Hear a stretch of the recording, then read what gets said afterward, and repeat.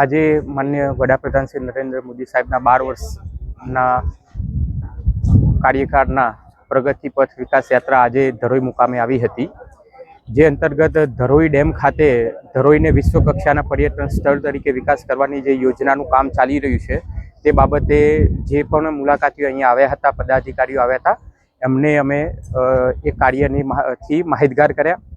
અત્યારે આપણે જે જગ્યાએ ઊભા છીએ ધરોઈ ડેમની ડાઉનસ્ટ્રીમની અંદર છે, જે જગ્યા ઉપર અત્યારે રિવરફ્રન્ટનું કામ ચાલી રહ્યું છે. ધરોઈ ડેમથી લઈને 3.5 કિલોમીટર સુધી ડાઉનસ્ટ્રીમ સુધી રિવરફ્રન્ટનું કામ ચાલી રહ્યું છે. એ રિવરફ્રન્ટનું કામ આવનારા ડિસેમ્બર સુધીમાં પૂર્ણ થશે. હાલ જેનું 70% જેટલું કામ પૂર્ણ થઈ ગયું છે અને ત્યારબાદ એની બંને side hotel, resort, tent city છે, અન્ય ગાર્ડન છે વગેરે ટુરિસ્ટ માટેની એક્ટિવિટી ડેવલપ થશે અને ટુરિસ્ટો માટે આ એરિયા ખુલ્લો મૂકવામાં આવશે.